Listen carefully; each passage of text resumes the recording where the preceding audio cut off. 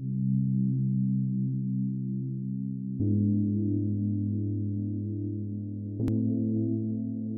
m'appelle Vira Wasukundi Espérance. Wasukundi. Ouais. Et Vira vient de Kavira. Kavira, évidemment. C'est qu'on a simplifié les noms, c'est ça? Si. Le nom était simplifié par mes parents. Lorsqu'on parle de Vira, c'est-à-dire de Kavira, c'est-à-dire que c'est pratiquement c'est un nom qui vient du Nord Kivu. Oui, je viens du Grand Nord, précisément dans la cité de Butembo. Dans la cité de Butembo. Dans le Grand Nord. Ah, formidable, madame. Et comment vous travaillez à la Fondation Panzi dans le Sud Kivu? Comment vous avez débuté? C'est une longue histoire. Au fait, je suis à Bukavu parce que j'ai été appelée par mon grand frère qui travaillait déjà ici à la Bralima.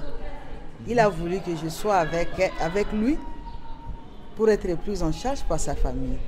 C'est ainsi que j'ai évolué à Bukavu. Mais pour la question d'être à la Fondation Panzi, c'est comme un miracle. J'ai travaillé la plupart du temps avec les ONG. J'ai travaillé avec Médecins sans frontières pendant presque 10 ans. C'est là que j'ai acquis comment utiliser les ARV. Les antirétroviraux. J'ai été engagée avec Médecins sans frontières pour faire le suivi des personnes vivant avec le VIH. J'ai bénéficié des formations pour que je sois en mesure d'utiliser les antirétroviraux. C'est à partir de cette expérience que j'ai été appelée par un des responsables de la Fondation Panzi parce qu'il y avait un petit projet qui devait commencer et celui qui devait conduire ces activités devait avoir une expérience avec l'utilisation des antirétroviraux. C'était le projet PEP. Alors la personne m'a intéressé de passer à l'hôpital de Panzi avant que ce bureau ne soit opérationnel. PEP, c'est-à-dire prophylaxie. Prophylaxie post-exposition. Exposition. Voilà.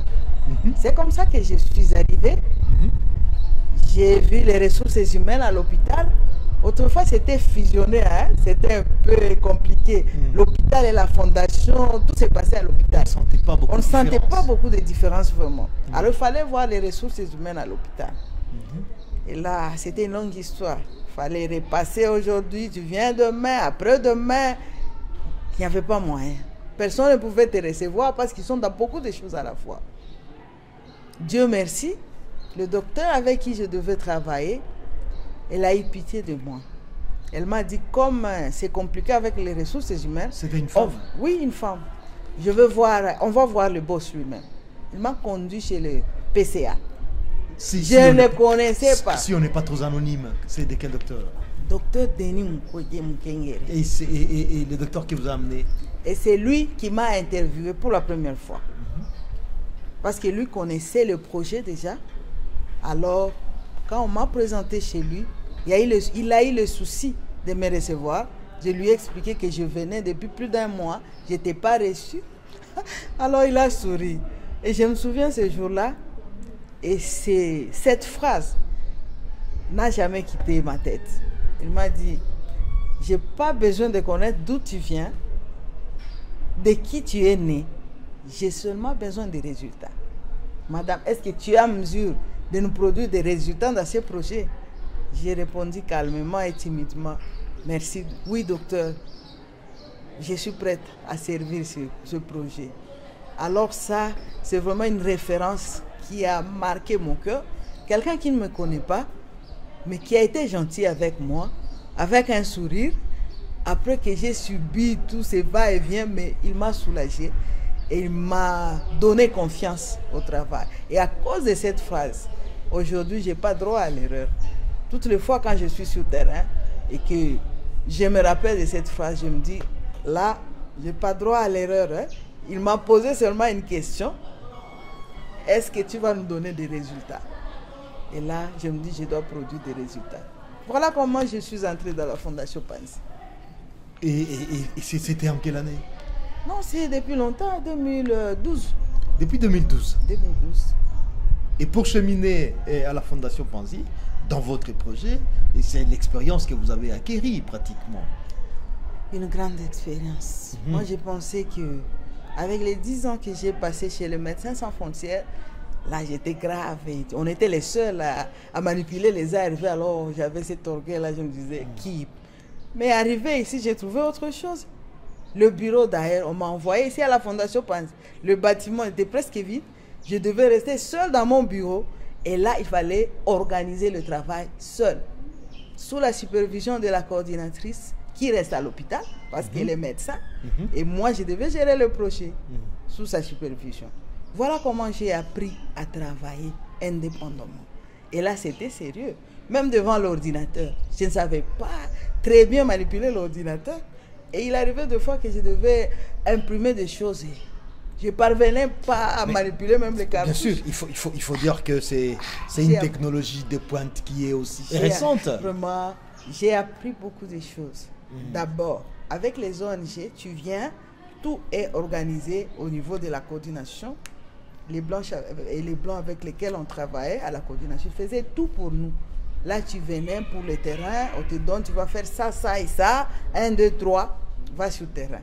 Mais ici, tu dois apprendre à planifier d'abord, comprendre le projet. Le projet dit quoi? Avec ce projet, qu'est-ce qu'on fait? Quelle est l'étape avec laquelle on doit commencer? Quels sont les résultats qui doivent découler de ces projets? Alors, j'ai appris à suivre et à conduire des projets avec le peuple. Je me dis que j'ai beaucoup appris et du docteur Mukwege et de la coordinatrice du projet, docteur Sylvie Mwambale, avec docteur Grace qui faisait l'intérim de ce projet. Parce que c'est ici où j'ai appris à travailler. Ailleurs, je ne peux pas comparer ce que j'ai reçu comme expérience avec ce que j'ai. De là, de ce projet, la coordination ici a apprécié mon travail. Voilà qu'ils m'ont nommé de la supervision du projet à l'assistanat, à la coordination du projet. Mais vous êtes de quelle formation vous-même? Je suis infirmière. Vous êtes infirmière? Je suis infirmière, mais je suis plus pratique. Et là, j'apprends maintenant la coordination des projets avec la Fondation Panzi. C'est formidable. Donc, la Fondation Panzi a cette capacité de voir les atouts des staffs. Et avec le peu que tu as, on peut te perfectionner pour devenir quelqu'un qui est utile à la société. Formidable. Voilà ce que je suis devenue. Et là, j'assume même l'intérim de la coordinatrice du projet qui est partie pour ses soins en Europe, aux États-Unis plutôt. Et là, je fais l'intérim. Donc, je suis passée du superviseur projet vers la coordinatrice intérimaire du projet. Et là, je me dis que c'est un poste que je ne pouvais jamais utiliser. Je ne pouvais jamais occuper avec ma position d'infirmière, mais avec les formations que j'ai par le staff, la coordination de la fondation, le programme de la fondation, j'ai appris à être polyvalente. Et là, je me dis que je n'ai pas peur. Mais madame, vous avez des histoires de succès. Il y a des lieux où vous allez et vous avez constaté des choses formidables. Non, on a des histoires de succès par rapport à moi-même. Quand j'arrive dans des zones, parce que nous travaillons avec les zones de santé, quand tu arrives là, on voit l'image de Mukwege. L'équipe de Mukwege est là. Je me dis, ça, c'est quelque chose. Hein? Donc, il ne faut pas salir, il ne faut pas ternir cette image. Et là, avec les zones de santé, le projet PEP, nous avons intégré la prophylaxie post-expositionnelle dans les zones de santé. Au début, il y avait des ruptures. Il y avait des infirmiers qui ne savaient pas qu'il existait des kits PEP. Mais avec ce projet, on les a montré comment paqueter les kits PEP. Et ça, c'est notre innovation. Parce qu'il y avait des médicaments en vrac, quand il y a une survivante ou un survivant. Mais vous savez que vous parlez de termes techniques. Lorsque vous dites il faut paqueter les kits PEP, lorsque vous dites un kit PEP, lorsque vous comprenez, est-ce que vous pouvez le remettre sur les communs mortels? Qu'est-ce que je veux dire? Sur le langage normal. Je voulais dire qu'avec le projet de prophylaxie post-exposition. Et ces prophylaxies post-exposition, ce sont de médicaments ou un kit qu'on donne à quelqu'un qui, par exemple, a été violé après la violence sexuelle. C'est ça? C'est l'ensemble des techniques et des médicaments qui sont appropriés à remettre à la personne qui a subi des viols. Ces médicaments, nous avons appris aux structures à les mettre ensemble. C'est ce qu'on appelle kit PEP. Très bien. Pourquoi ensemble? Parce qu'on a constaté qu'avec les médicaments en vrac, toutes les personnes sur le terrain n'étaient pas informées. Alors, il y avait des erreurs qui se commettaient.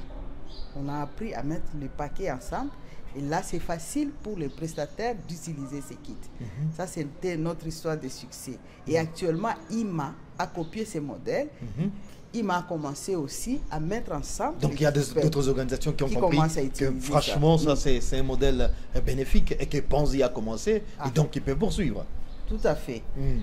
Autre chose que j'ai constaté, nous avons vu des survivantes qui étaient, entre parenthèses, survivantes des violences sexuelles, des personnes qui étaient victimes de violences sexuelles, qui sont passées dans les structures, qui ont bénéficié de ces médicaments, qui après le test de VIH 3 mois plus tard, ils ont constaté qu'ils n'avaient pas la maladie ni la grossesse. Maladie, si je parle du VIH, ni la grossesse. Ces personnes étaient contentes et satisfaites.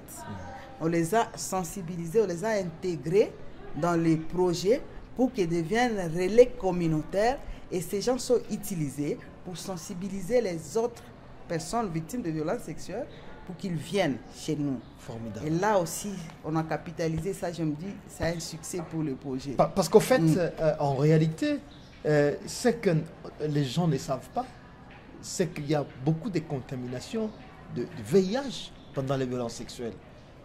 Oui, s'il arrivait que tu sois violé par quelqu'un qui a ce virus et que tu n'aies pas l'opportunité d'avoir ces médicaments pour prévenir la maladie, nécessairement que tu dois être contaminé. Parce que les viols se font dans des conditions qui ne sont pas acceptables.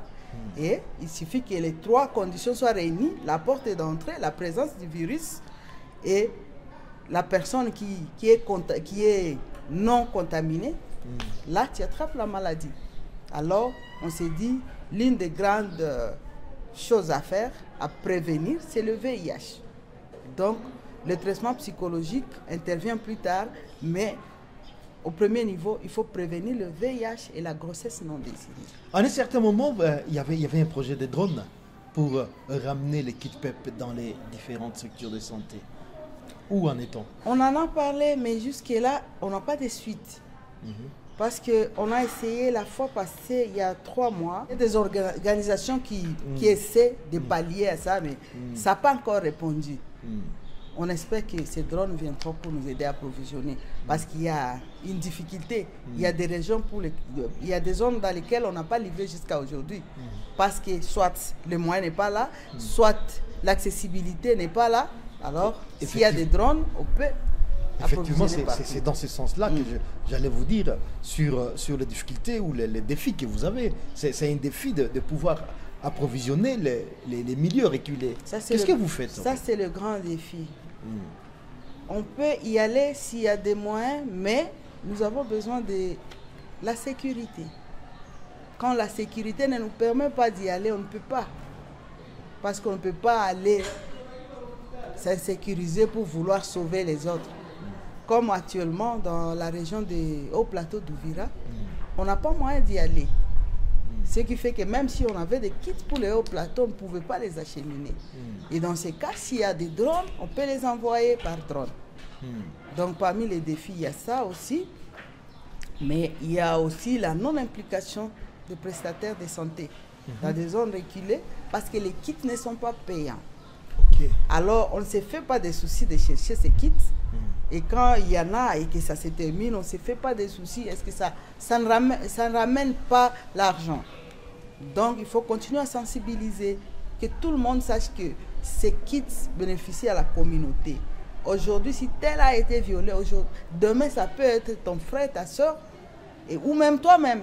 Parce que j'ai été une fois braqué sur la route et là, Dieu a aidé, sinon moi aussi je devais être violé par les bandits, mais grâce à Dieu aussi a sorti. Donc tout le monde doit lutter pour que ces kits soient accessibles, soient disponibles dans les zones de santé. C'est pour prévenir en fait. C'est prévu par le gouvernement, parce qu'on nous dit que les malades, les victimes de violences sexuelles doivent être prises en charge partout et gratuitement. Mais la réalité sur le terrain, c'est autre chose. Madame, quelles sont vos aires d'action? Pour le moment, avec le projet PEP, nous sommes dans 5 zones de santé. la zone de santé de Katana, Walungu, Nyangezi, Lemera et Ibanda par l'hôpital de Panzi. Mais avec le projet PRVBG, prévention, réponse aux violences basées sur le genre. C'est ça PRVBG. Le projet qui est financé par le Fonds social, le financement de la Banque mondiale. On est dans 12 autres zones de santé qui sont financées partiellement par soit les cliniques mobiles, soit les missions en outreach pour les réparations des fistules. Mais dans ces projets, dans ces zones de santé aussi, on s'efforce en approvisionnant les kits PEP par les équipes de la Fondation Panzi. C'est formidable, madame. Et si, de par votre expérience, madame, s'il vous était appelé à contribuer à améliorer le travail que vous êtes en train de faire, qu'est-ce que vous proposeriez? Je proposerais que, d'abord, on insiste sur les sensibilisations communautaires. Parce que tant que la communauté ne s'approprie pas cette lutte, ça sera difficile. Et que si la population est informée sur ce qu'on donne, ce que la Fondation fait, ce qui est disponible, ça va améliorer le travail de chaque jour. À part la sensibilisation, les prestataires doivent être formés dans l'administration des kits PEP. À part ça, nous, à la Fondation Panzi doit multiplier ou augmenter le staff. Parce que je trouve avec ce qu'on a à faire, le staff vraiment est minime. Actuellement, nous avons des équipes sur terrain pour les réparations de fistules. Mais ça ne couvre pas toutes les zones de santé. On a des besoins d'avoir d'autres équipes autre part, mais on ne sait pas le faire. Parce que la seule équipe qui est là doit retourner pour aller ailleurs. Et le temps presse, c'est comme ça que vous allez vous retrouver à la fin des projets. Vous n'avez pas réalisé toutes les missions parce que l'équipe ne parvient pas à couvrir. Donc, il faut augmenter le nombre de personnel. Est-ce que ce sont les médecins qui manquent ou ce sont les personnes disponibles pour faire ce travail qui manque? Ou le moyen? Je pense que c'est la capacité de la Fondation Panzi qui doit croître avec le travail qu'on est en train de faire. On a encore une capacité limitée du staff. Or, le travail qu'on est appelé à faire, c'est un grand travail. Et je me dis qu'avec ce staff, si on continue à les utiliser comme ça, on risque de les fatiguer. Et là, le travail ne sera plus efficace.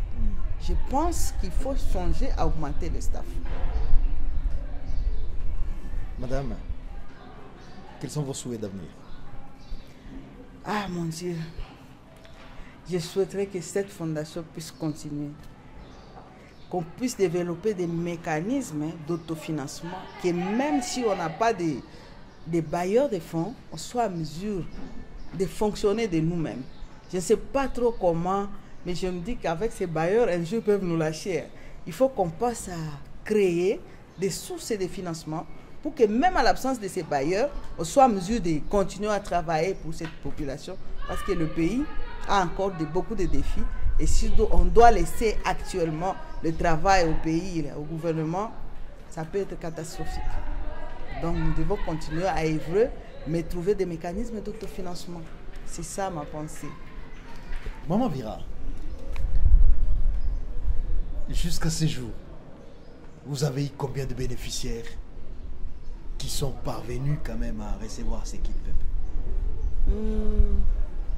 De 2012 jusqu'à décembre 2020, nous avons enregistré dans notre base de données 16 114 SVS qui se sont présentés dans les structures appuyées par le projet PEP de la Fondation Panzi. 16 114 survivants de violences sexuelles. Donc 48 structures appuyées par le projet. Donc 48 structures appuyées par le projet. Et de ces victimes, on a enregistré 4279 qui s'étaient présentés dans les 72 heures et qui ont bénéficié des kits PEP. Qui ont bénéficié des kits PEP. Et là, c'est parmi les problématiques de ce projet parce que le traitement doit être administré dans 72 heures, 3 jours. Et là, quand la femme arrive après 3 jours, elle n'est plus éligible au traitement. C'est pourquoi chez nous, le kit PEP, c'est une urgence. Il faut que tout le monde le sache. C'est-à-dire qu'apparemment, jusqu'à aujourd'hui, il y a moins de 40% qui sont arrivés dans les 102 heures. C'est la grande problématique de ce projet. Parce que les femmes qui arrivent pour les soins dans les structures périphériques, on a trouvé qu'il y avait très peu. Mais avec la philosophie du projet, nous sommes en train de monter, nous sommes à autour de 70%. Mais dans les hôpitaux d'excellence comme l'hôpital de Panzi et dans les centres One Stop Center, les femmes qui viennent dans 48 heures, dans 72 heures, représentent moins de 12%. Moins de 12%. Pourquoi? D'abord, il y a le problème d'insécurité. Partout où il y a des femmes violées, ce sont des coins où il y a des rebelles et qui empêchent ces femmes de venir voir l'hôpital après les viols. Deuxièmement, il y a des trajets. Il y a des milieux qui sont éloignés, dans lesquels il y a des rebelles, mais qui n'ont pas de centres parce que les centres hospitaliers étaient pillés. Il n'y a rien comme médicament. Et là, nous ne pouvons pas y aller parce que c'est insécure. Et ces femmes vous viennent après des mois. C'est comme à Kabikokolo, par exemple. Par exemple, à Kabikokolo. Il y a autre chose. Il y a des femmes qui n'ont pas l'information. Elle est violée, mais elle ne sait pas qu'il y a un traitement qu'elle doit recevoir dans un temps précis pour prévenir certaines maladies. Donc ça, c'est un grand défi qu'on doit gérer avec ces projets. Madame, nous vous disons merci. Merci, papa.